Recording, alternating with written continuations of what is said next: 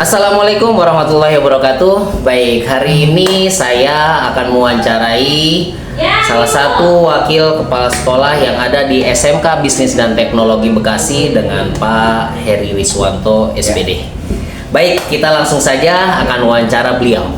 Baik, kita langsung. Assalamualaikum warahmatullahi wabarakatuh, Pak. Waalaikumsalam Pak Heri. Gimana kabarnya, sehat Pak? Sehat, alhamdulillah. Alhamdulillah. Sendiri gimana kabarnya? Alhamdulillah sehat, saya juga Pak. Gini Pak, saya ada sedikit pertanyaan. Boleh.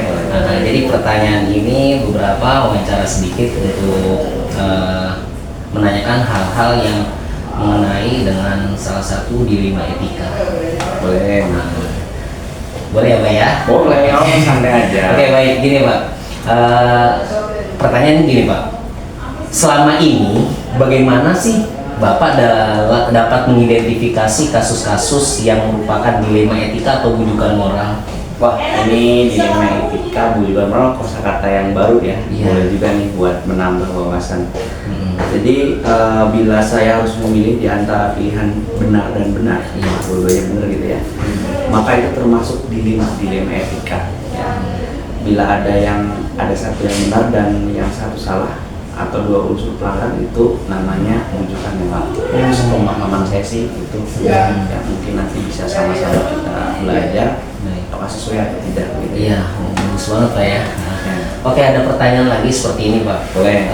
Selama ini bagaimana sih Pak Heri dalam menjalankan pengambilan keputusan di sekolah Pak Heri ini, terutama untuk kasus-kasus di mana ada dua kepentingan yang sama-sama benar atau sama-sama mengandung nilai kebajikan? Oke. Baik, di sini mungkin ada beberapa poin yang perlu diperhatikan dalam menghadapi hal tersebut gitu ya. Yang pertama itu kita harus mengenali dulu nilai-nilai yang saling bertentangan tersebut. Oke, ya. iya. Kita kenali itu. Terus menentukan siapa yang terlibat dalam situasi ini ya. Betul, iya. Terus mengidentifikasi itu ya. Lalu kita kumpulkan fakta-fakta yang relevan dari situasi ini. Oke. Kemudian pengujian benar atau salah, ya, legal, regulasi, intuisi, publikasi, dan juga panutan, ya. Dan pengujian paradigma benar lawan benar, gitu ya.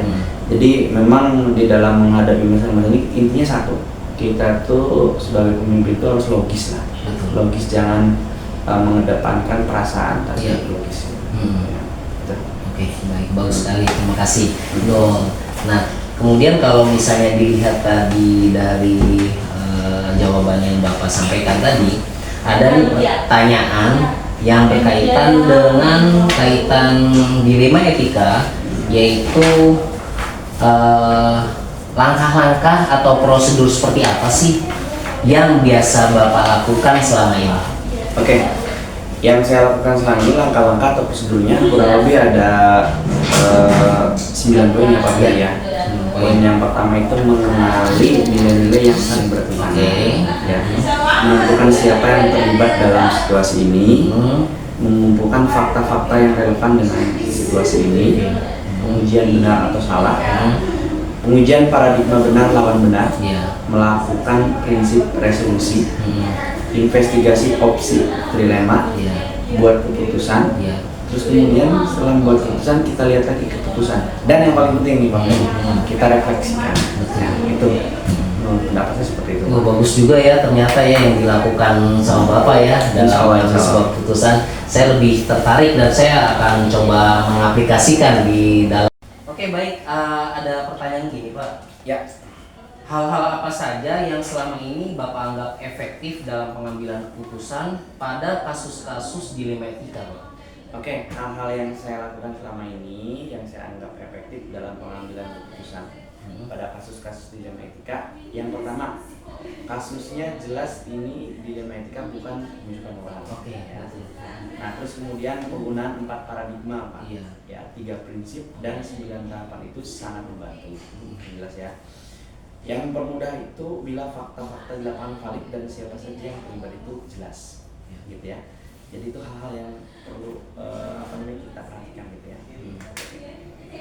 Baik.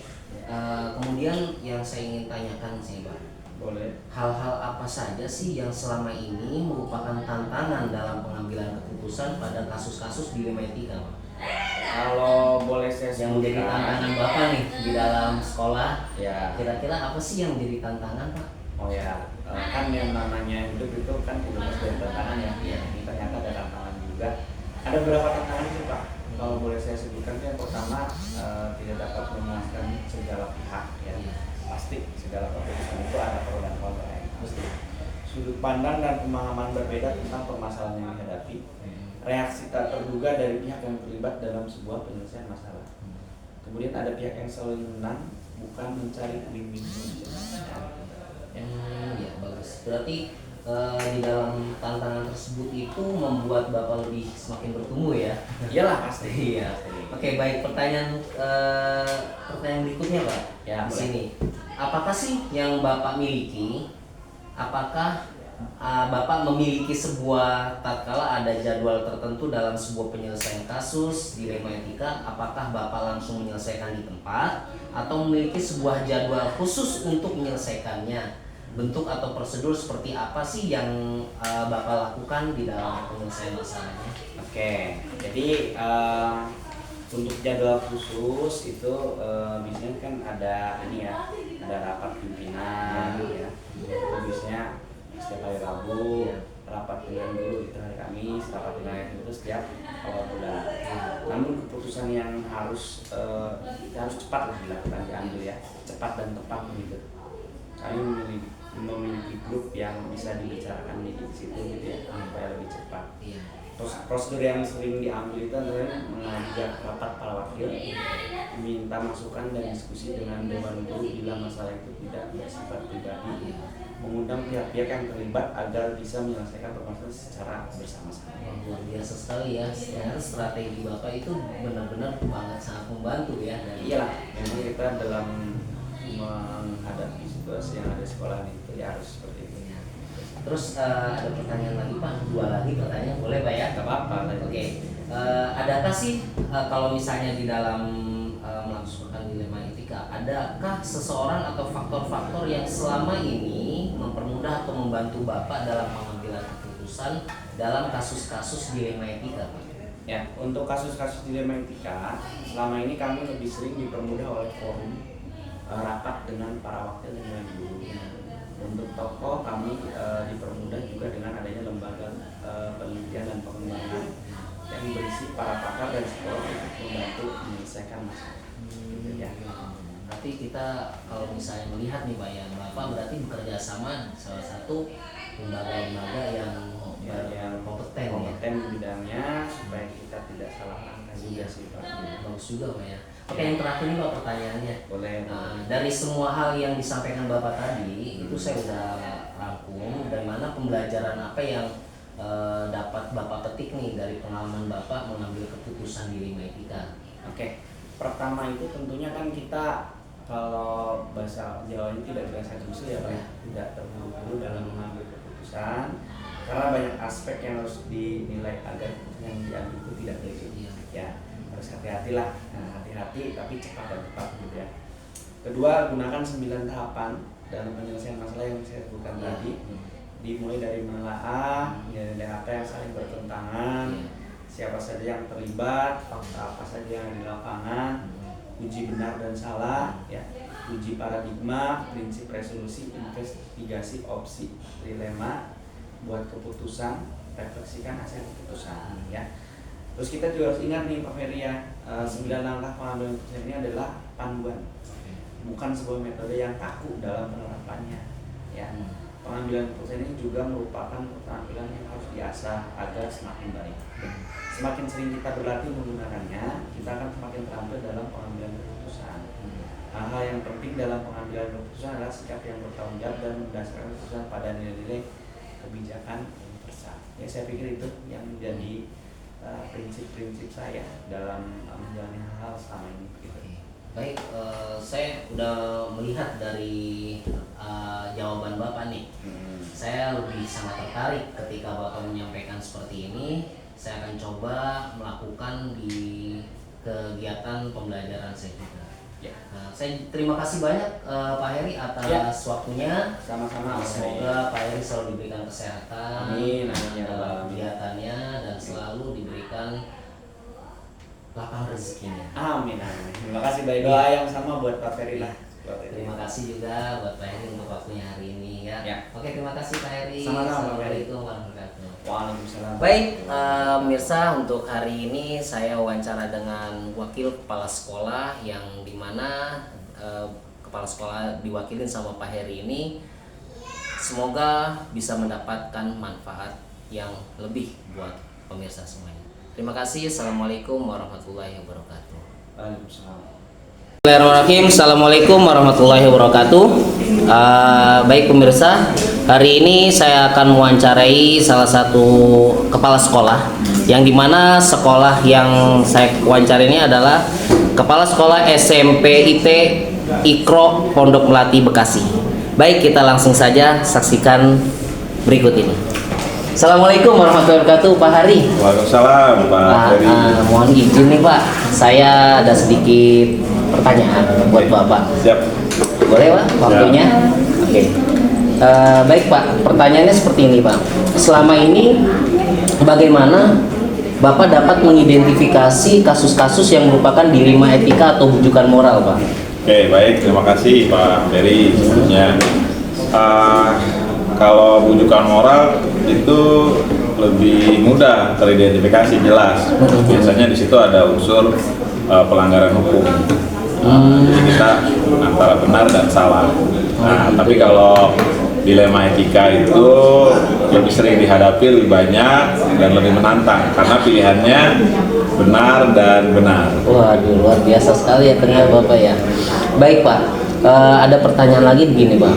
Selama ini bagaimana Bapak menjalankan pengambilan keputusan di sekolah Bapak, terutama untuk kasus-kasus di mana ada dua kepentingan yang sama-sama benar atau sama-sama mengandung nilai kebajikan Pak? Oke, baik. Biasanya yang pertama saya melihat apakah di situ unsur nilai-nilai apa yang sedang bertentangan di situ. Yang kedua, saya melihat siapa saja yang terlibat dalam kasus tersebut, kemudian fakta-fakta di lapangan apa saja, ya, dan saya melakukan uji-uji. Pertama, uji legalitas, apakah itu ada pelanggaran hukum di sana. Kedua, saya melakukan uji peraturan, ya, regulasi, apakah ada regulasi yang dilanggar di situ. Yang ketiga, saya melakukan uji intuisi, ya, secara intuisi saya akan memutuskan seperti apa. Dan yang terakhir itu uji tokoh panutan. Nah, itu panutan saya dalam posisi seperti itu kira-kira akan memutuskan seperti apa. Kemudian uji benar dan benar, ya, ini apakah individu melawan kelompok atau ini ada belas kasihan dan kesetiaan dan seterusnya. Kemudian saya ambil keputusan. Setelah itu dilakukan semua, ya, lalu saya terakhir merefleksikan keputusan apa yang sudah saya ambil agar menjadi semakin kuat apa yang sudah dilakukan. Oke, bagus juga ya Pak ya, ternyata ya keputusan Bapak ya di dalam mengambil keputusan nilai kebajikan itu. Terus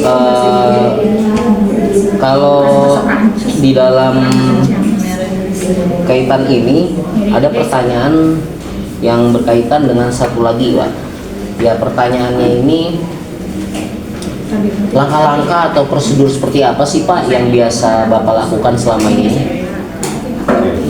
Baik, kalau ada masalah biasanya pertama kita mengumpulkan pihak-pihak yang terlibat di situ, mungkin apakah murid dengan murid, murid dengan guru, atau guru dengan murid, atau kadang mungkin dengan orang tua, ya, ada kesalahpahaman. Kita coba mencari data secara lebih akurat pada mereka semua, ya. Lalu kita coba cari win-win solution di situ. Solusinya seperti apa? Lalu melakukan tadi 9 langkah untuk mengambil keputusan. Tadi saya jabarkan di baru kita. Ya. Baik, mungkin ada pertanyaan lagi nih Pak begini. hal-hal apa saja sih yang selama ini Bapak anggap efektif dalam pengambilan keputusan pada kasus-kasus dilema etika? Oke, efektif itu pertama bila pilihan yang benar dan benar ini dua-duanya memberikan data yang terbaru, kemudian juga akurat, ya, itu membuat pengambilan keputusan lebih jelas. Gitu.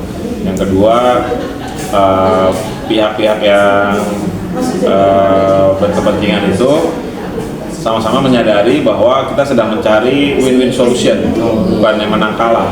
Kalau menang kalah ya akan lebih panjang proses pengambilan keputusan. Bagus sekali ya Pak ya, dengan yang lalu dilakukan Bapak ya di sekolah Bapak. Terus bertanya sekitar dua lagi Pak buat Bapak. Hal-hal apa saja yang selama ini merupakan tantangan dalam pengambilan keputusan pada kasus-kasus dilema etika yang menjadi tantangannya Pak? Oke, baik. Yang menjadi tantangan itu pertama, ada pihak yang ngotot ingin idenya itu harus menang, harus terlaksana gitu. Jadi paradigmanya bukan win-win solution tapi win-lose, satu menang satu kalah. Yang kedua, fakta-fakta yang disampaikan itu tidak jelas, ya, jadi sumir ya, masih belum menjadi fakta yang dapat kita gunakan sebagai rujukan mengambil keputusan. Itu jadi tantangannya seperti itu. Kemudian ada pihak yang kadang belum paham masalahnya, itu ikut memberikan komentar yang bukannya mempercepat solusi masalah, malah memperlama pengambilan keputusan. Oh, jadi benar-benar berat sekali ya tantangan Bapak ya di situ ya. Iya, betul. Oke. Satu lagi Pak, di dalam pertanyaan tersebut saya akan coba menanyakan satu yang terakhir buat Bapak. Apakah Bapak memiliki sebuah tatkala ada jadwal tertentu dalam sebuah penyelesaian kasus dilema etika, apakah Bapak langsung menyelesaikan di tempat atau memiliki sebuah jadwal untuk menyelesaikannya? Nah, bentuk atau prosedur seperti apa sih yang Bapak jalankan? Oke, baik. Kita di sekolah itu ada grup.